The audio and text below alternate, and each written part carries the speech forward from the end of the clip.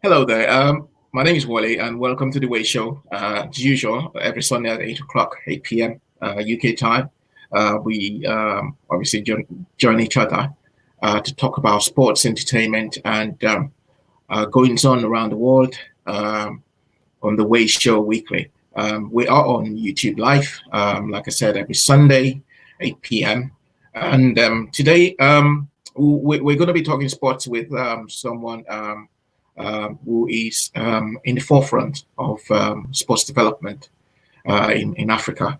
In the person of Leslie Koroma, who is the CEO of the Africa Sports Venture, ASVG, and also the publisher of Africa Sports Monthly Magazine.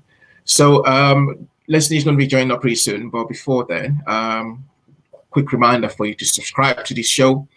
You like what we're doing, subscribe to the show. You like what we are doing, please tell your friends, tell your family, tell someone to join us on the show every Sunday at 8 p.m. It's been a wonderful week. A good thing. The Premier League is back, and if you've been following, there have been some amazing results so far today. Key results: Aston Villa 1, Chelsea 2. So Chelsea boosting their hopes of finishing in top four after going on a goal down to Aston Villa at Villa Park. And the other main, main event for today was it still is Everton v Liverpool. It's still 0-0 at the moment, half time, just about kicking off at Everton's ground, Goodison Park. And obviously, Bundesliga, Bayern Munich, Bayern Munich, depending on how you want to say it, have again won the Bundesliga for a record eighth time. It's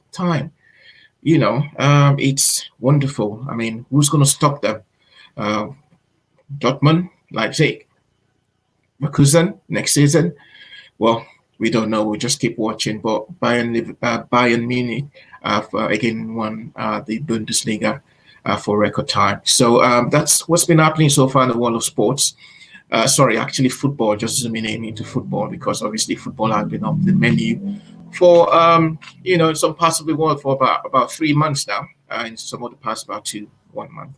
And in some other parts of the world, football is still ongoing. But I'll give that a rest for now and move to who we've got on today. And obviously, my colleague and friend Yomi is just behind the screen, keeping up with all the technicalities of bringing this show to you. Yomi is going to be joining us at some point in the show. But let me welcome our main guest for today, Leslie Koroma. Leslie, all the way from United States of America. Leslie, welcome to the show. Thank you for joining us all the way. Thank you. Well, I appreciate you guys having me. Thank you. So, Leslie, to kick off, I would want to give you this opportunity to tell everyone watching this show who exactly is Leslie Koroma. I mean, who is this guy on the show today? Well, that's a good one. I'm just a passionate person about the value and the power of sport, what sports brings to society, how sports can transform lives, how sports can transform communities, they can transform societies. Yeah. In my only 2 years, I was able to experience it coming up when I was able to represent Sierra Leone at the World University Games and a few other competitions here and there. What was important was that it took me from a nobody into somebody. I mean, that's the transformation that sports has. Is that for me? It's not about the making you a known person or famous person. It's about what follows behind it, the value of what that brings, what they can do to your life. Or if you recognize the quality of what that does to your life individually, as well as collectively in the community. So that's been me. I've been a very passionate person in sports, whether it's in track and field, martial arts, weight training, you name it. I've been an all-rounder. I've loved sports ever since my youth, and it's transformed. It's allowed me to make friends. It's allowed me to help the younger generation. It's allowed me to impact the older generation. So it's been a platform for human interaction. It's been a platform for development of individuals as well as development of communities. So that's who I am in a sense, in the context of sports. But as an individual, I'm a passionate father, who's been able to successfully raise 4 children who are all in college today. And so I'm proud of that achievement. And I'm really, today we celebrate Father's Day, and my kids have been here, trying to celebrate the day with me. So it's kind of an interesting day, to talk about fatherhood and what the type of person who I am. I'm also very, from my perspective of being a father, caring person, I also have been able to translate it into being a caring person in the community as a whole. So I seek to bring the value of what sports does, not just for me, but for the rest of my society, my community, starting from my own immediate surrounding, my children, into the wider community, to the country I'm from, and to the rest of Africa. Because, like I say, it's transformative. But on many levels, we know we've had problems in Africa where individuals who are in positions of authority, who are in positions to make a difference in the lives of people, have not been forthcoming. So in that regard, it really pains me when I see on many levels how we underperform, on many levels how we don't deliver for the younger generation. Because in society, the older generation is supposed to look after the next generation. Yeah. But we don't, it's not been the norm, especially in the sports space, where the younger generation have to really struggle on their own to make a headway. We're supposed to be ahead of them in terms of trying to pave the path for them, make it less stressful so they can just focus on performance. So my passion is to how we can create a platform, an atmosphere, using African Sports Ventures Group as that platform to pave the way for millions across Africa, not just in one individual country, but millions across Africa, and in the diaspora, of how we can help them to maximize their potential. So that's, in essence, that's part of who I am as a passionate individual that wants to use the power of sports, but also as someone who feels the need to use the power of sports to improve the lives of God. Thank you for that, Leslie. And just before I go on, officially, let me just say this: Happy Father's Day, Leslie, and Happy Father's Day to all the fathers watching us today. I totally forgot about that. I actually got a very, very wonderful Father's Day gift from my 2 children today. So if you're watching, kids, thank you for the gift. So Happy Father's Day to you too. Thank you, Leslie. So let me bring you to this, Leslie. You actually made mention of one of the things you are working on, not just working on, you've been working on for a long time now, about bringing up together African youths, about bringing up people, talented people, to the cause for sports development in Africa, and that's the African Sports Venture Group. What made you think about that? I mean, having a look at the people behind, supporting you with this venture. We've seen people from Botswana, from Ghana, from Nigeria, from Sierra Leone, all over Africa. I mean, it's not an easy thing to galvanize young people, talented people with passion for sports, to come together to live this dream, not just dream with you, but dream it and live with you. So how has it been? What prompted you to, I know you mentioned a bit about it, what prompted you to start this venture, one, and how's the journey been for you so far? Well, first of all, you have to have a conviction about what you're doing and be passionate about it and be genuine about it. People can sense that when they interact with you. So through time, having run my media company, African Sports Media Network, publisher of African Sports Monthly magazine, been able to interact and deal with a lot of people over the years to get to this point. What we realized across Africa, and the reason why you see that people gravitating towards African sports from all quarters across all countries in Africa, is because we've been missing a key ingredient in the sports space in Africa. Most of what's in the sports space in Africa is most of the public sector, meaning government ministries, public associations, or sports associations, which are governed by global sports governing bodies with specific rules and stuff that kind of, I would say, kind of limits them in their disciplines, as well as how far they can go in their actions in interacting and providing the services that they ought to provide for the younger generation and beyond. There are limitations. So looking across the world, across Europe and across Asia, looking across the Western United States and Canada, being able to observe the significant difference in terms of the growth and development of sports.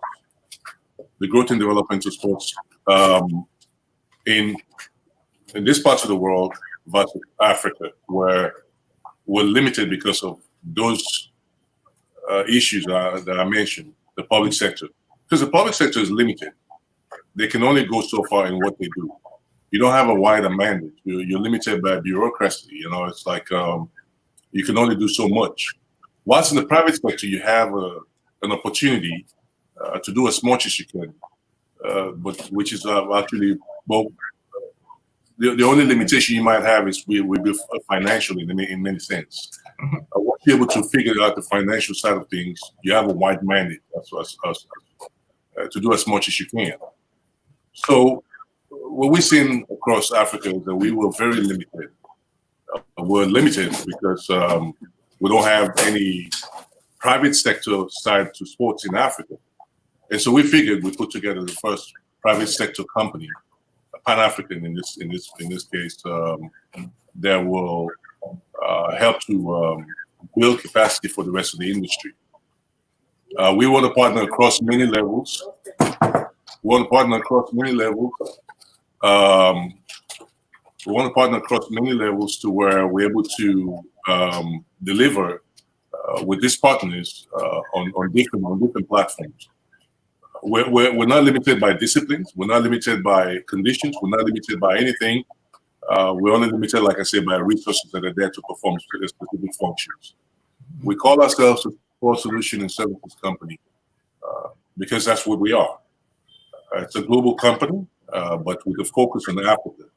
So we look at African Sports Ventures Group as the company that's going to come to build capacity and leverage sports in Africa to reach its true destination, to reach its true billing.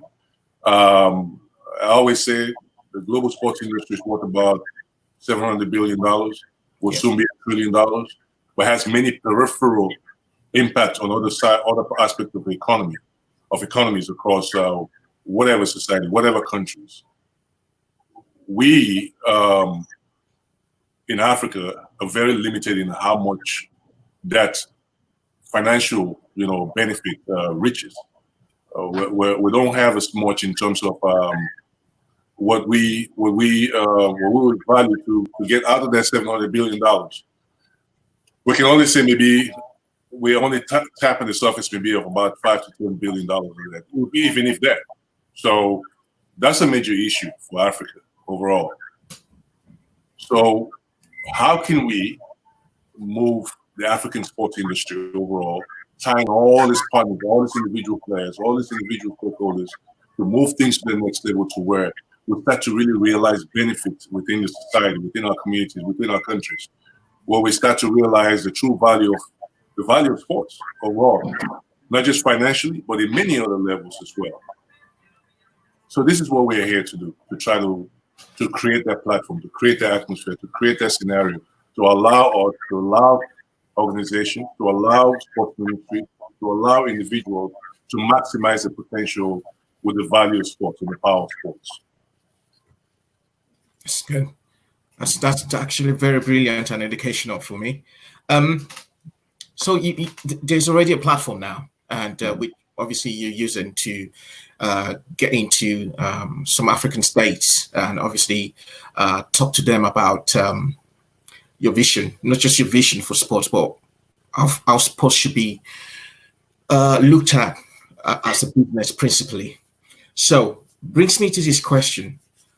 One of the problems we also have in sports in Africa in general, I think you have actually mentioned some of them, is the activity of government in sports and the fact that we don't have the right people.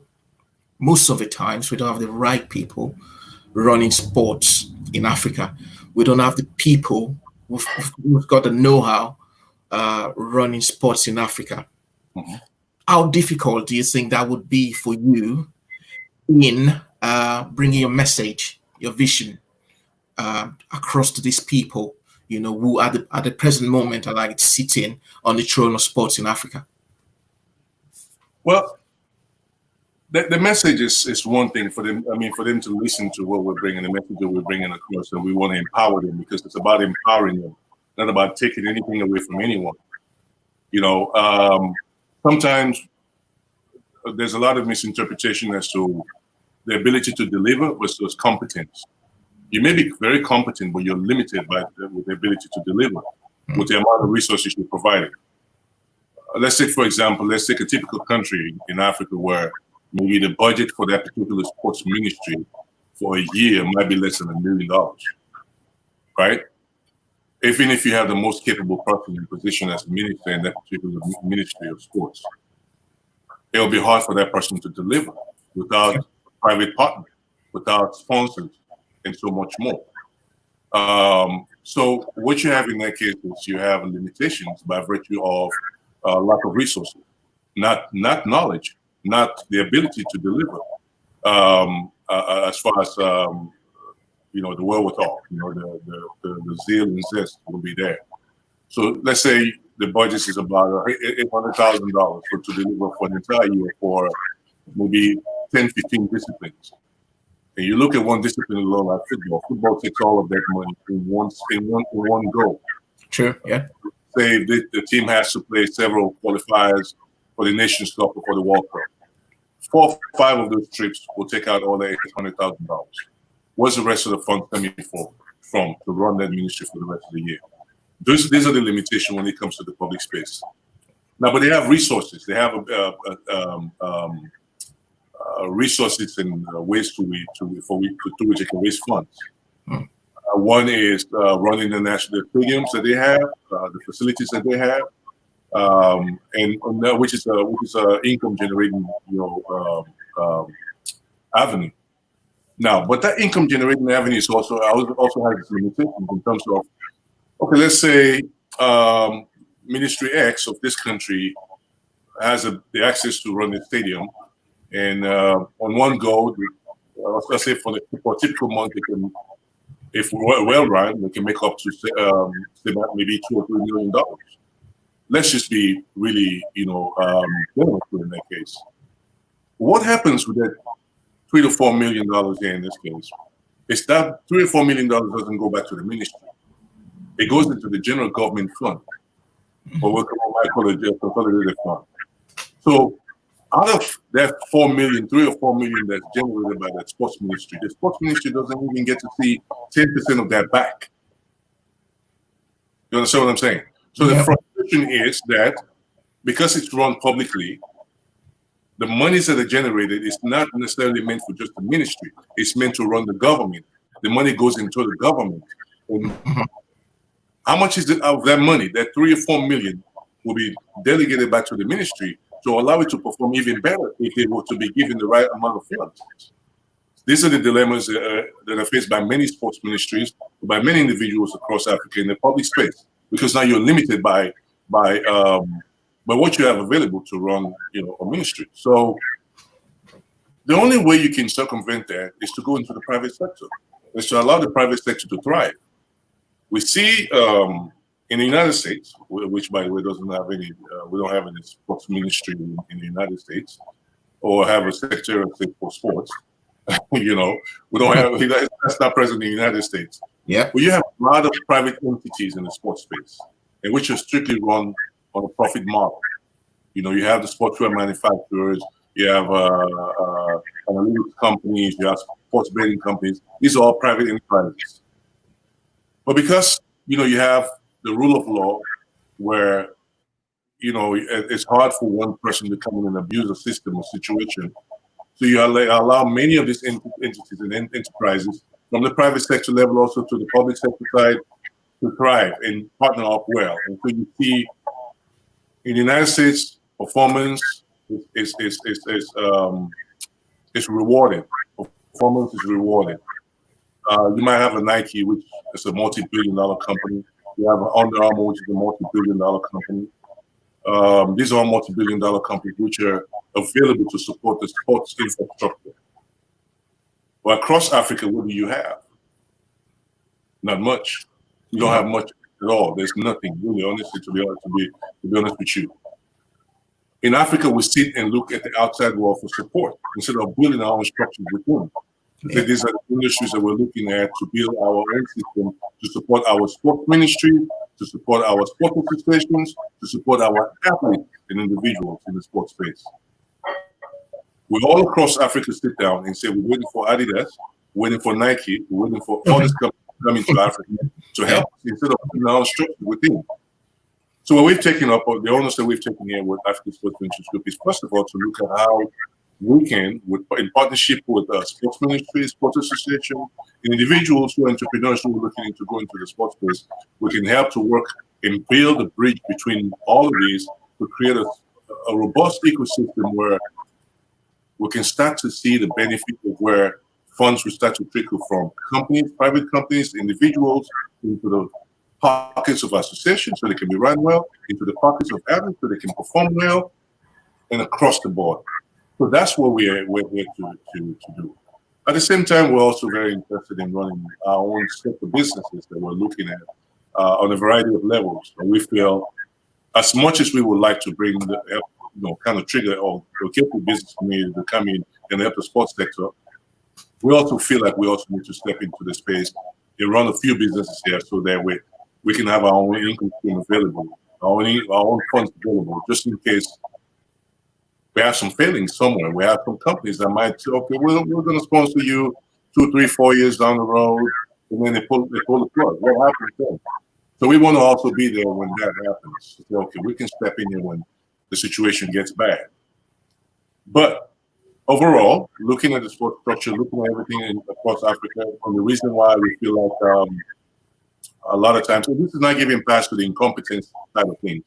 Mm-hmm. But looking at the issue of running sports from the public sphere, why it has not been very successful. Africa has not been very forthcoming or being on the winning side in terms of how to grow sports. The reason has been because we haven't had a robust or any kind of private sector in the sports space. And that's what African Sports Ventures Group is going to do. We're a private company. We're the first Pan-African private sports company. And we're here to enhance the space across the board, not just for one country, but for all 55 countries. Now, on the side of competence, the issue there is that we have a lot of political appointments. Sometimes they're not based on the genuineness of saying, okay, we want to transform this space. And I feel like that's because most of the leaders who are elected, the presidents, most times, I don't even say sometimes, most times, I'll say 95% of the time, don't value or don't see how much sports can help to move things or even leverage other sectors of the economy. First of all, let's look at what the sports sector can do, not just for sports, what it can do for the hospitality industry, hotels and restaurants, right? Yeah. What it can do for the transportation industry, all of that. They're not directly, the sports industry is not, stands alone, but it has deep peripheral impact on the entertainment side of things. Hotels. On a typical weekend, when you have a sporting event, let's say in Lagos, Nigeria, if you have a major international sporting event there, hotels will be stacked, restaurants will be jammed, right? Sports bars will be loaded. And that's money that's circulating that very weekend. that will have to trigger so many aspects of the economy within that local community for that weekend. Okay, so until we start to see that, we see how that starts to have a trickle effect on other aspects of the economy. We're not going to understand the true value of what that means in that community overall, or what sports truly really means in that community overall. Now, let's take another aspect to it. You have X amount of teams that are playing in the league, and they all need sportswear. Are we going to wait for Nike or Under Armour to come in and do that, or are we going to try to inspire young entrepreneurs within Africa to start to create their own brands, so we can empower these young individuals to start putting their own brands out there and partner up with these teams across the board, so we can start to grow local economy. Locally, now you empower one individual. Say, okay, you're a sportswear manufacturer for, you're supplying a brand to this team, X amount of teams, with 5 or 6 teams, and then you got your brand out there. People start to look at your output that you're producing, and it goes out into the market. People start to buy from you. You create jobs, you create opportunity. Now you not only empower the entrepreneur in case, you're also empowering him not just as an individual, but also as an employer who's going to hire X amount of employees to work for him. And that's putting bread and butter on the table. Hundreds of people, or possibly thousands of people in that case, by empowering one individual. And that's what the sports space will do for you.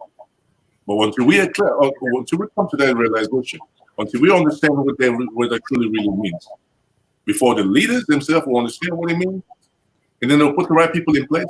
And the head of sports ministries, it will be not just people who are particular about the ego and control, but about people who can go out there and try to empower this space by being cheerleaders of heads of associations, entrepreneurs who are looking to get into the sports space, and so much more within the sports industry.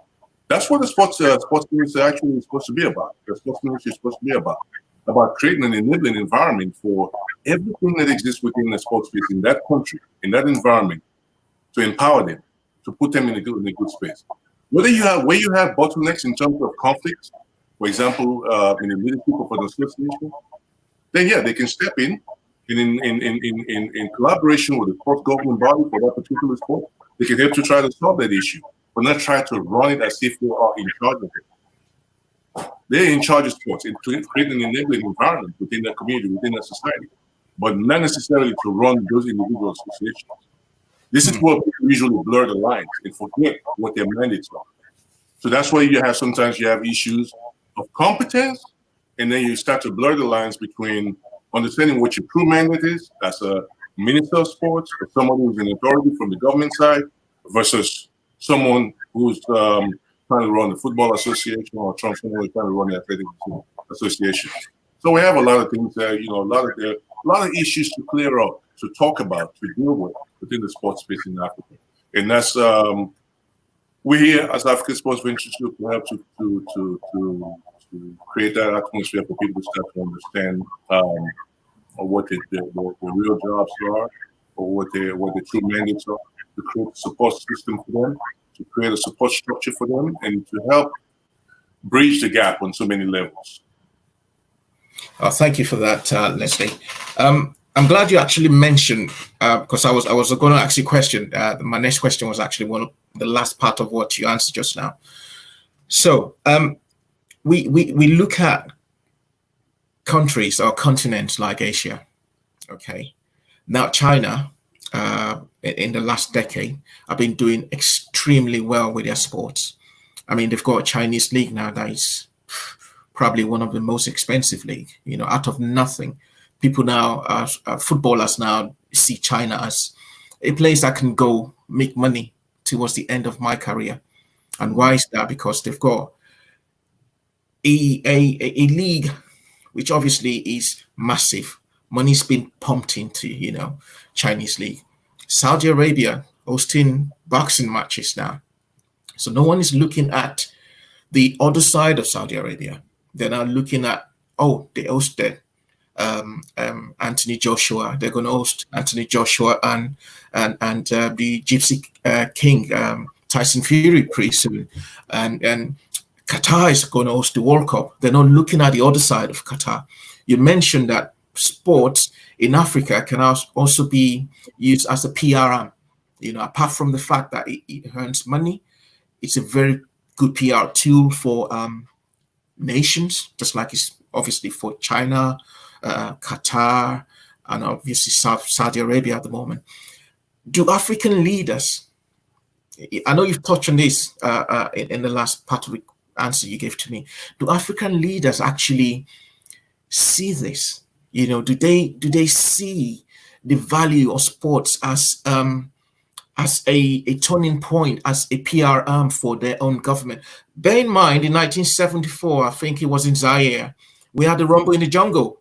Right. And when that was about to go on, George Foreman, Muhammad Ali, nobody even looked at what Mobutu did wrong. Everyone's face was like glued onto the hosting, Muhammad Ali and George Foreman. And at that point in time, it took people's eyes away from what Mobutu was doing behind the scene, but to the boxing match. So do African leaders actually see this as a venture that could improve the PR, public relations of the country, improve the economy of the country, like in South Africa in 2010, and obviously open the doors to business, to thrive locally? Right. The good thing you brought up, Rumble in the Jungle. We've had 3, I'll say maybe 4. Let's be fair. The Rugby World Cup has also come to happen. Yeah. But the biggest sporting spectacle in terms of pay-per-view started in Africa with the Rumble in the Jungle. This is the advent of pay-per-view. Yeah. And to be honest with you, even Mobutu hosting it at the time, I didn't think he even realized the value of what he was about to embark on. Yeah. But what happened eventually transformed the sports space in terms of broadcast and pay down the line. But ever since 1974, we as Africans have not been able to replicate that. We haven't attracted no global boxing event on the continent. A lot of Ghanaian boxers box, some South African boxers, and some Nigerian boxers. Over the years, we have not been able to bring any major boxing event to the continent. Why is that? Exactly. Well, we have, first of all, before we even talk about the presidents and the ministers and what they're capable or incapable of doing, or recognizing the value of, we have people in the space, managers or the athletes themselves, or people who are within the space who don't believe in the value of bringing something to their own continent. It took a man like Don King from out of America to bring a boxing tournament with no infrastructure whatsoever to bring Rumble in the Jungle to Africa. But yet still, we Africans, many Africans complain about, oh, we don't have this there. Why bring that kind of stuff over here? It's not possible to host it over here. Let's leave that alone. It's not even possible. Let's leave it up. But, 1974 were the dark years. There was no infrastructure, power structure, whatever, whatsoever. To host a major global boxing event and beam it to the rest of the world out of the jungles in Zaire spoke volumes. So for those who are doubters, you only need to take a look at that, Rumble in the Jungle, to say, you know what? If they did it, we can do even better today with all the tools that we have available technologically. Exactly, yeah. 10 times over, 100 times over, in fact, nowadays. But because of this lack of belief in self, because of this lack of, it's just simply put, believe in self, believe in ourselves, believe in Africa, believe that we can uplift Africa. We're more focused on complaining about the negative than looking at how we can enhance the positive. Right? Now let's take the value of this global sporting event to Africa. Rumble in the Jungle, the 2010 World Cup. And in 2022, Senegal will be hosting the Youth Olympic Games, the first Olympic Games that will be on African soil of any kind. These are the 3 major global sporting events that the 2 have taken place, and the other one is yet to come. And we have issues in terms of how do we attract these events and how do we bring them in? Okay, we have our own local, continental event, which is the Africa Cup of Nations, the AFCON, which takes place every 2 years. Big event, draws a lot of global attention. So we have things, but we're not as robust in terms of how we can to push more for this type of event. What is the case here is because we don't have any advocacy for these type of things to happen. What I mean by advocacy here, well, I believe that the 2010 World Cup took place in South Africa as a tribute to Nelson Mandela. That's what I feel personally. Yeah. It wasn't something that was given just because, or we vied for it. We proved that we were capable of hosting in South Africa, in Africa as a whole. But I think it was given because of that. And the 2022 World Cup is coming. It's a mini form of an Olympics, but it can be a platform for greater things to come behind that, right? Yeah. So we don't have the advocacy. We don't have an organization like what we have now, African Sports 22, to go to the government of Ghana and say, look, you can be capable of hosting an Olympic Games. The only thing you have to do is believe. And we can work with you to set the stage up for you to host an Olympic in 2032. 2032 World Cup. I mean, Olympic Games. You can host it. Morocco is already trying to bid for hosting the World Cup. World Cup, yeah. And they failed in their bid. They lost to USA, Mexico, and Canada. But they still have a chance to bring the World Cup again to Africa. And we will be fully in support of Morocco going after that again if they want to host it. But they're still after it. We have to have the wherewithal to push governments, to have them believe that they can host events and bring these events to their shores with a support structure in place, the advocacy, the organization that will be behind that. Because most of what you have in the past will be individuals who have, individual interests. They say, hey, we can do this here, the one-person company. But now we have an organization like African Sports Ventures where we can actually work with governments across Africa to host events. To say, okay, well, look, this is what's going to happen. And we can help with a number of things through like with management and all the stuff and event planning, event development and planning, all the way from start to finish to get it to where it needs to be. And then we can look at potentially bringing the World Athletics Championships to Africa, the Rugby World Cup again to Africa, the FIFA World Cup again to Africa, the Olympic Games, the actual Olympic Games to Africa. These are all things that we're long overdue in terms of hosting this. For example, the World Athletics Championships. Come on now. It's about time Africa hosts one. Exactly, yeah. There's no excuse. No. In terms of, we don't have this, but we don't have that. There are many countries in the world that have been given the opportunity to host the World Athletics Championship without the necessary tools in place or benchmarks in place for them to host it. But they're giving them the chance to slowly develop it and put it into place. So we want... Leslie, sorry to cut you short now. Could it be... You mentioned the belief, okay? I totally agree with you. Do you also think African leaders and sports administrators do know how to play the politics of all sports? Could that also be a negative or a minus on our side? Can you repeat that again, that question? So I was just saying that do you think, apart from the belief, do African sports administrators and leaders do know how to play the world politics in sports? I mean, we do know, obviously, that there are politics in sports.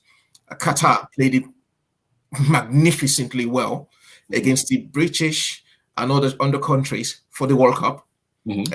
Whatever way you want to call it, bribery, whatever way, they played it and they won the World Cup hosting rights. So do you think African countries do have that mentality that, listen, guys, sometimes we need to play this politics in sports to get these things into us? Morocco, for example, this is not the first time they've hosted. I mean, they've applied towards the World Cup, So could that also play a role in it? Well, I'll put it this way. First of all, you have to have an interest in hosting an event. Yep. You have an interest in bringing an event to your country. This is going to mean this much for my country, and for me, individual as a leader, for that to be the case. From the interest level, that you can start to figure out, how do I go about acquiring this particular global sports property and bring it to my shores? And that's where the ability to navigate the politics of being able to compete and contest with other powers around the world comes into play. Now, what you have to be realistic about also, and I don't mean to sound, maybe it might sound xenophobic here, but when I looked at the bid for Morocco, they had this company, I think, out of London, a British company that was, I think, leading the efforts for the bid.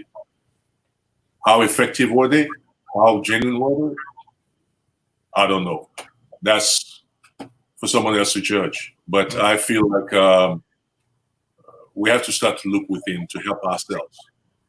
We have to look within and say, you know what outfit is within Africa that we can work with? It may not necessarily be one. It might be 2 or 3 outfits that you can, connect with and say, okay, look, we're interested in this particular sport and event. We want to bring it to our shores. If Ethiopia is interested in hosting the World Athletics Championship, the Ethiopian government can contact us, and we can work with the Ethiopian government along with some other, entities and say, we want to appeal to the World Athletics, formerly IAAF, to bring the World Athletics Championship to Africa, to Ethiopia in this case.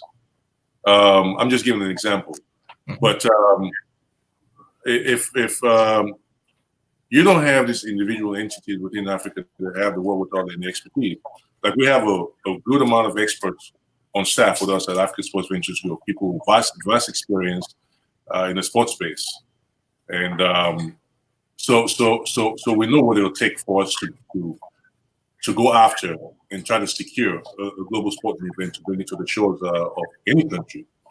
And then how do we compete at that level?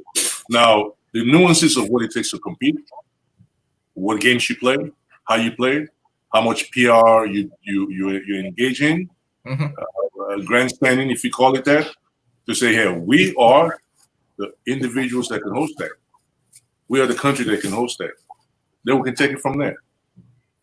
Another issue is we tend to believe everything that's put out in other media spaces. For example, they'll tell you, oh, it's expensive to host this. It's expensive. What's crazy about that is if you see people who are saying it's expensive to host it, then turn around and say the same countries that are telling you it's expensive to host this, they turn around and host this event. In my sense, I mean, to me personally, I think they're setting you up to back up, to tell you, oh, hey, it's too expensive to host this and that kind of stuff. And they turn around and they have their own, they may play the hypocrisy in terms of, oh, we shouldn't have done for this and that, but then they're ready to support the bid when it's won and to actually put in, actualize it to make it, because it has deep impact within the society. It's not just about the money that's made within the event when it happens. It's the long-term impact of what that does to that community, to that society. It might have a 10, 20 years impact on not just infrastructure, but also economic life and a whole generation of young people who might grow up feeling positive about themselves because their country was able to host a major global sporting event. So there's more intrinsic value than just the basic aspect to it.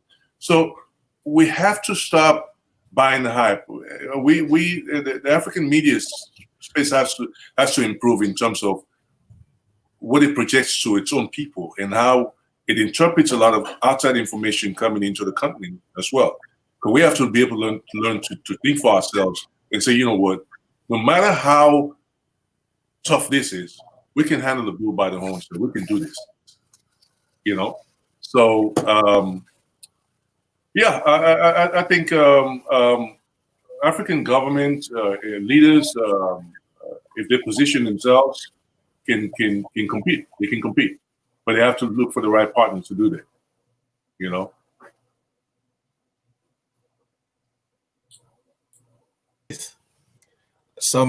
We had an event. You had an event. I was fortunate enough to attend one of those events on Zoom. Very interesting. So we had His Excellency, the President of Liberia, George Weah, came on to the show to talk about the future of sports post-COVID. What were the lessons we can pick from that? From that conference, so to say, from that forum, that we can immediately implement as an African nation, as an African continent now. What were the lessons? What were the thoughts of all the people that came in that day? I mean, we had people from Sudan, from Nigeria, representative of the Sports Ministry, I think from Sudan, also Ministry of Sports in Sudan. And obviously some other talking about sports in Africa, technicians and technocrats now. So, in your own view, what do you think we need to put into in motion now? Because as far as we know, life is beginning to return to normal slowly, although there is a rise in COVID in Africa at the moment. But at the end of the day, we still have to overcome COVID, and we'll have to put things in motion and, just get on with life. So what were your major points of that conference? Well, the conference itself was significant on many levels that we were able to address a number of issues having to do with a return to normalcy, if you ask me, for the sports space. And, we talked about fan engagement. We talked about sponsorship and funding. We talked about the business of football and traditional sports and what all that entails in terms of returning back to normalcy. And then listening to the president's speech, President Weir's speech, and he talked about how bleak things look coming out of COVID-19, and rightly so, because we first of all, like I said, before COVID-19, the space was very weak,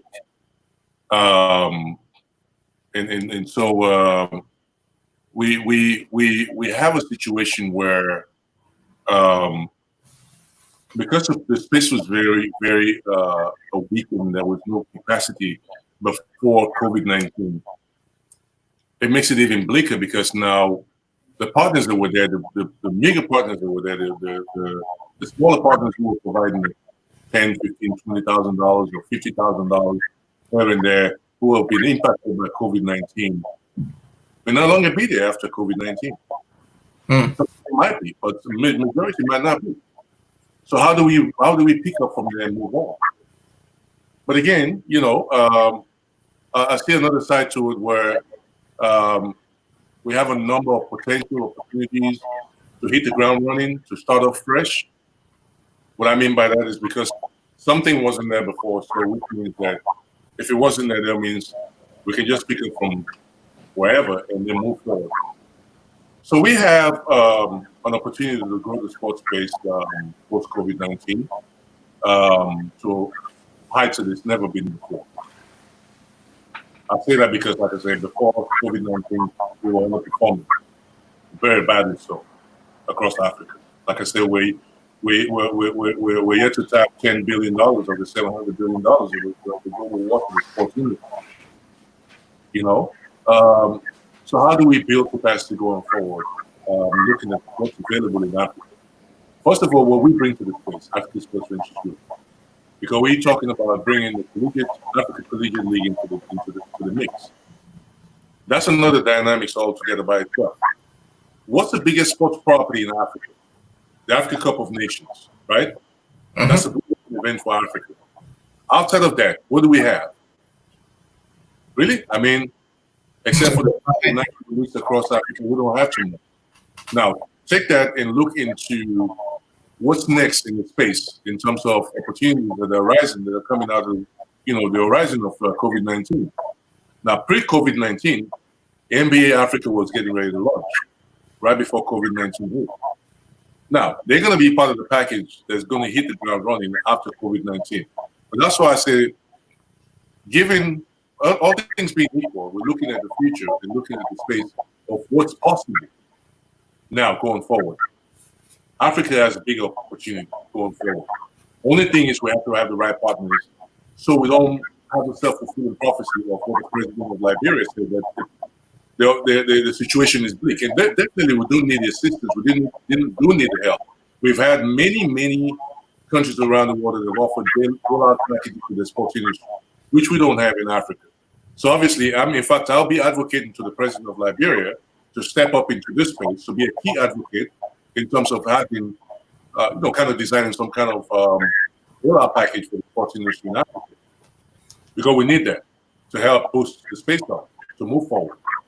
Whether it's in football, in athletics, in boxing, all these disciplines need some kind of boosting to get to the next level. So, what do we have coming out of COVID-19?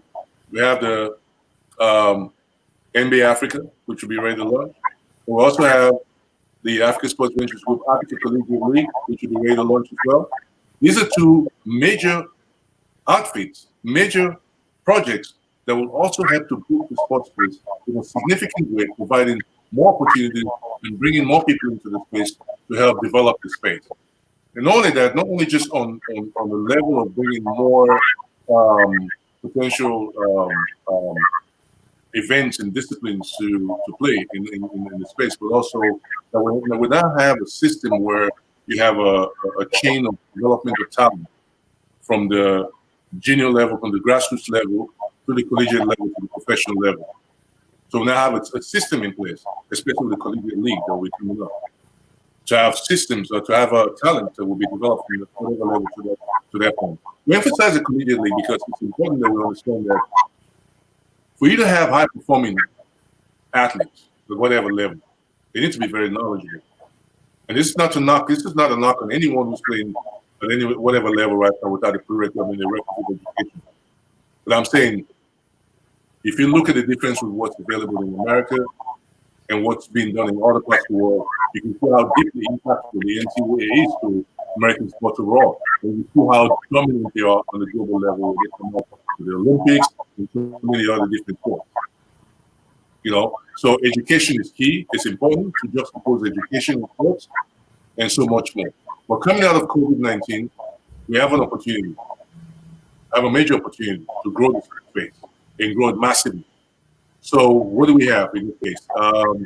We have an opportunity, but we have to recognize it, and we have to bring in the right partners to help NBA Africa get off the ground running, and help the Africa Collegiate League, get up and running. These are the events that will help you to grow and develop the space post COVID-19 across Africa. Leslie, I want to put you on the spot now. Mm-hmm. And probably at some point we would again talk about this. Do you see Africa in the next 10 years? Okay, I just want to be conservative now. In the next 10 years, hosting a major event, IAAF World Championship, World Cup is actually out of the way for now. So at least a major one, probably Rugby World Cup. You know, do you see that happening in the next 10 years? I would say yes. I see Africa, hosting. I would say specifically the World Athletics Championships. I would love for Africa to go for the World Athletics Championships. And I want to say to the naysayers who feel like you ought to have all this kind of benchmarks in place for that to be the case, that that's not a prerequisite for when a bid is being put, and then the committee that comes to examine the bid city, they come in to look for certain benchmarks, yes. But all those benchmarks may not necessarily always be in place. But you can agree with the bid city to say, okay, well, can you work with your local partners or sponsors to put such and such and such in place within a space of 5 to 10 years to make sure this event goes also well? Yep. And that's what's needed in many cases. I feel like that can happen for whether it's in Nairobi, Kenya, or it's in Addis Ababa, Ethiopia. I think one of those two cities deserves, because they've been so dominant athletically, I think one of those cities deserve to host the World Athletics Championship. Not a Junior Athletics Championship, the World Athletics Championships. That's my personal opinion. Yeah. Okay. Thank you, Leslie. Just a quick thank you to some of the viewers that have been making comments on the live comments of the show today. Big thank you to Patitani Williams. I'm sure that's the famous Nigerian athlete. If that's you, Pat, thank you so much for your comment. Pat's comment was, our leaders have to address the issue of gender equality, sexual harassment, and abuse in Africa. I'm gonna have a quick word from Leslie about that. What Pat just said, just in a minute. Sandra, who is a regular viewer of this show, has also wished everyone a happy Father's Day on the Way Show, and obviously she said, "You guys are the best." Thank you, Sandra. So, Leslie, back to Yes. Pat. What's your take on what Pat just said just now? Address the issue of gender equality, sexual harassment, and abuse in Africa, in sports, per se. Okay, so on many levels, the enabling environment has to come from the government. The government has to create an enabling environment as because that's what the legal framework is to address those issues in terms of gender parity, as well as issues having to do with sexual harassment. It has to be evident. So all sports ministries have to have a department within those sports ministries that addresses gender parity and as well as sexual harassment and abuse of athletes in this case. So the advocacy here would be for us at African Sports Ventures Group, we could ask, put out, something towards that regard and asking these ministries to look at how they can help to enhance the space and creating a platform for, gender parity to be addressed across the board. Now, in what cases do we need gender parity? I mean, gender parity is needed across many spectrum. Mm-hmm. It's not specific to just one, one issue here or there. Whether it's in coaching, whether it's in administration, whether it's on many levels, like I said. So how do we ensure that the Nigerian Football Federation has enough male and female, stakeholders? How do we enhance that? We make sure that the Nigerian Football Federation or the Nigerian Football the Premier League Football Association has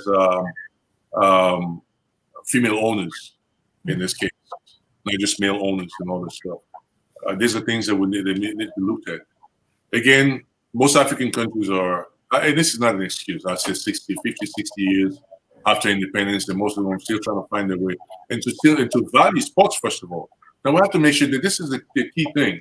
You have to value sports before you start to make the requisite changes that need to be made for some of these changes to start to occur in gender parity, as well as to deter sexual harassment of not just co-workers, but also the young athletes who are performing for that nation, for club, on many levels.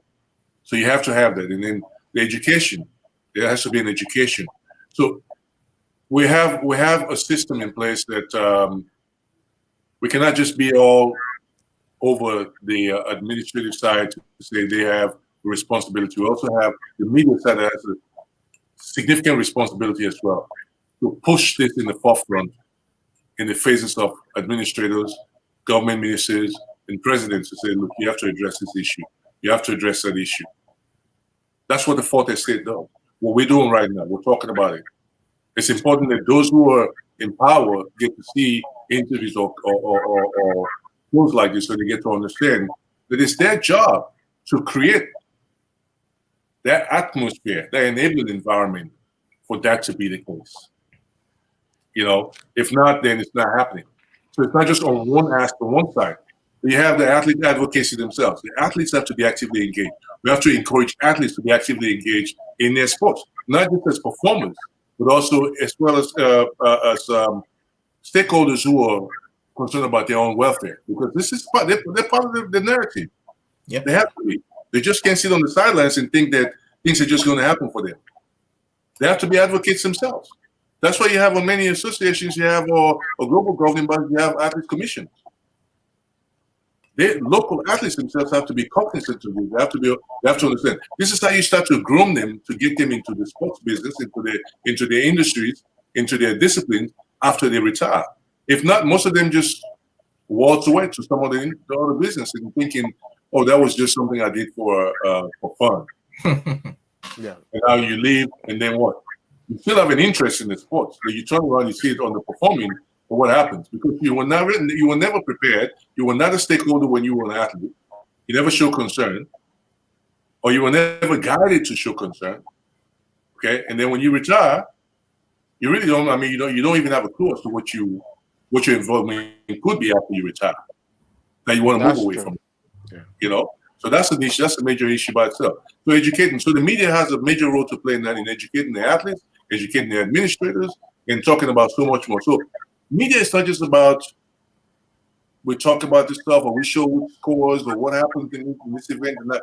Media has so much more in terms of what we could do to enhance the space. Education, education, education. But in media space in Africa, Leslie, is another big problem area. Mm-hmm. You know, we have a lot of media organizations and journalists that basically exist just Mm-hmm. to just to rub the ego of all these guys in power. Most of them are actually not interested in doing the job per se. Just there to be on the good books, or a lot of them are basically PR firm of the guys in charge of these organizations. Mm-hmm.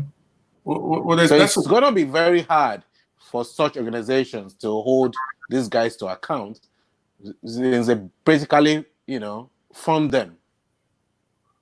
yeah, you're right. It's tough to call someone out who's putting bread on the table for you. Yeah, that's a tough one. But the reality of the matter is that running media in Africa is not easy because the support structure is not there. Mm. What I mean by the support structure, advertising is very weak. Businesses that ought to recognize media as a partner, you find it hard to even kind of convince them otherwise to say, hey, you can put $1,000 here every month and we'll push the business up. We'll do this and do that for you. I'm talking to you as another person in the media space to understand the dynamics and the headache that it takes to really make these people understand. So when you don't have independent media, it's really tough for that media space, for that particular media outfit to call someone out. And which is across the board, across Africa. You have a lot of patronizing media that are not there to perform a job as, but rather to, like you said, pat the backs of these individuals and praise them and talk about, how well they're doing, and knowing fully well that's a lie. Yeah. Fully well that's a lie. How do we call that out? How do we talk about what's important? So there's a lot of growth and development that has to take place in the media space as well. What I mean by that is, well, let's say on the business side of things, well, African businesses need to recognize media as a critical component so they can invest in them and put dollars into their operation and say, you know what, we need these media outfits to help to educate not just my business workers, but also people below, in the periphery, those who will benefit significantly from knowing much about, about what's out there, and tie that in with the business development of that particular business. A lot has to be done in that space, media and business. That's a whole nother conversation. Sports and business is another conversation. Media and business is a whole nother conversation by itself because we need robust engagement between those two entities to help to grow media, to develop it, to have a lot of independent media across Africa. It's a tough business. Media itself by itself, as we see it on a global level, has been very difficult. A lot of media entities have fallen by the wayside since the internet actually started, like I say, filtering through those who are weak or strong, those who are going to survive, and those who are still here. We have many that have gone by the wayside, but you still have those of us who are still here and trudging on and keep carrying on. But those who are still here have a job to perform. But we want to be able to perform a job at a point where we're able to provide genuine and right information to people, and also empower them, give them the wherewithal to be effective in society. So education is key, but you can only have that when you have a right support and structure for those media to do their job They're not having to sit there and scratch their head, worry about what's the next set of funds going to come from for me to send the team to cover the Olympics or cover the World Cup. So these are the issues. Pat, if you're still listening and watching this show, I guess you are. I think you just wrote your recent comment was, "I do not trust media in Africa." Pat, you know what? We would love to bring you on this show so we can talk about these issues you've raised, and obviously we'll be getting in touch with you pretty soon so we can bring you up on the show and obviously talk to you about all these issues you've raised, and so we can just obviously talk about it and see what your thoughts are on these issues that you've raised. Yomi, before I go to Yomi, just a quick update. So it finished 0-0 Liverpool, so Everton and Liverpool. So it's 0-0, and Liverpool might not be lifting the Premier League title next week. Might not.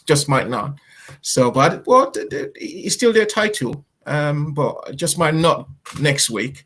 So, but watch this space and see what happens. So, Yomi, Chelsea done well today, Yomi, and well, I said the break came very good at the right time. Was a saving grace for the Liverpool boys, man. They were just at that point to start dropping points. It would have been the biggest fall in the history of the Premier League. But now I'm sure they'll crawl over the line now because they've rested. It was crazy. But it's good. I mean, I feel for Arsenal though. Oh, they're just having a tough time right now. Yeah, well, you can only feel for them, but well, I hope they get their hearts together. And they've lost their best player, Bernard Leno. So I just don't know how they're gonna. No, I'm sure the second keeper will do fine. The problem actually is in their defense. The coordination of the defense now. So they'll probably have to wait for the summer to get in people. No, the problem is not the individual players. I know a lot of people have been giving David Luiz stick and all that. But if you look at it, actually, it doesn't matter who they play. It's the way the defense is formed, right? If there's something not working in the formation. And I think it starts from the two in front. They lose the ball a lot, and they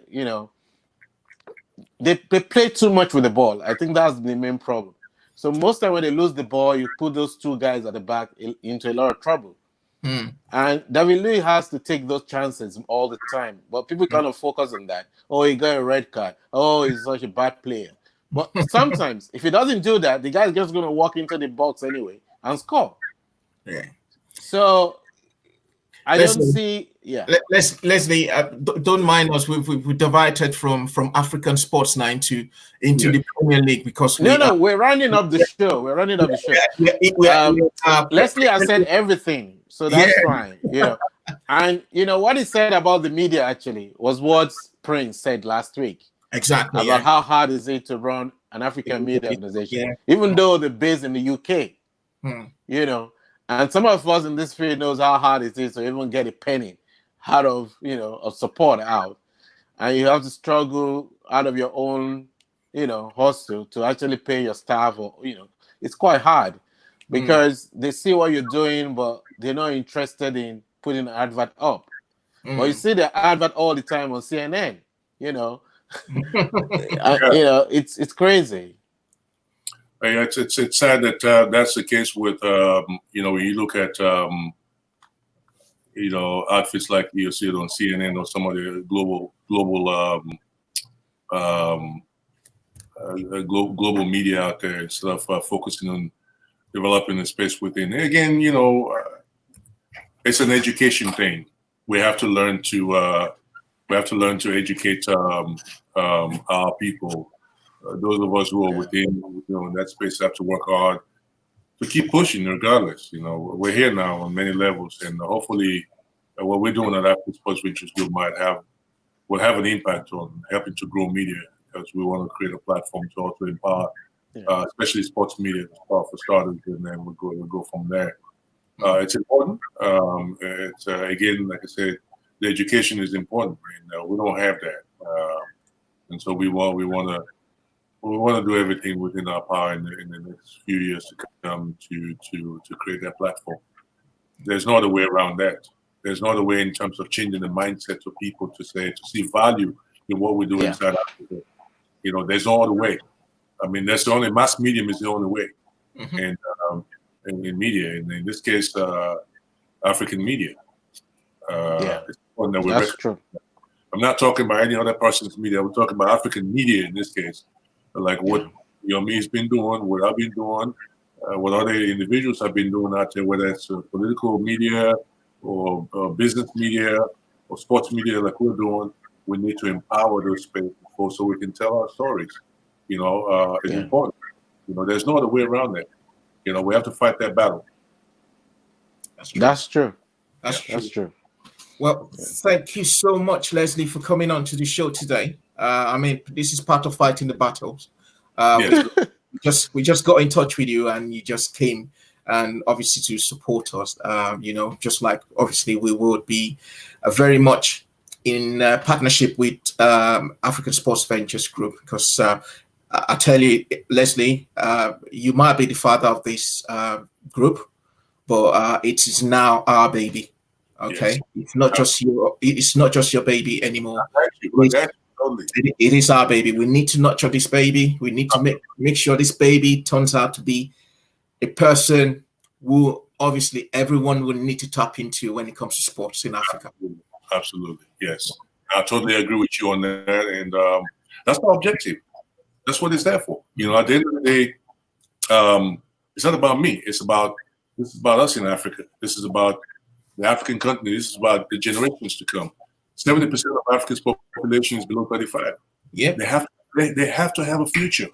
They have to have a future. Everybody cannot trek across the Mediterranean. Across the Sahara and go die in the Mediterranean just because you're seeking opportunities elsewhere. We have to create an enabling environment inside Africa. And this is not about us. Look, at the end of the day, I'm at a stage where I've done quite a bit in my life. I've raised 4 kids and all that, successfully here in the West. But that's not my reality. My reality is, how do we enhance the space for those who don't have the wherewithal of the support, the marginalized, who don't have that at all?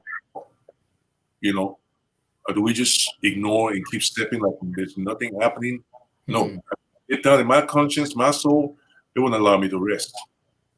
So I wouldn't operate like that. I feel like we have to. This vehicle we're building, this is not about Leslie. This is not about just few of us who are in here right now. Many of us are going to be 20, 25 years, 20 years from now. Most of us not even going to be part of ASVG.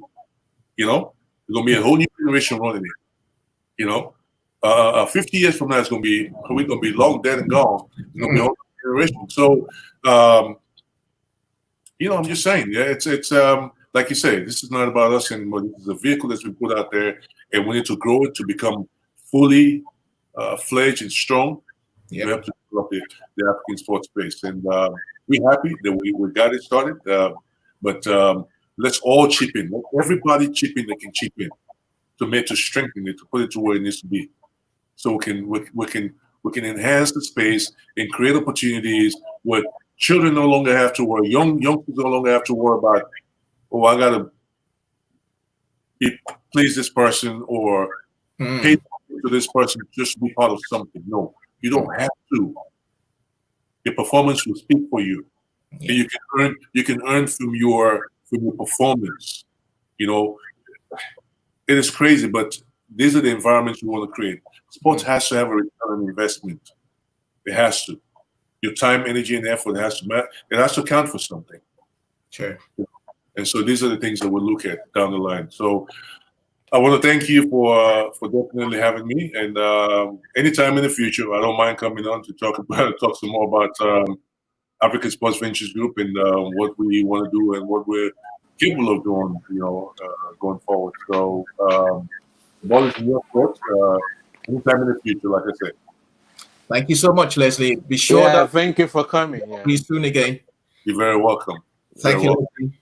Have a nice week now. Thank you. All right. All right. Cheers, Les.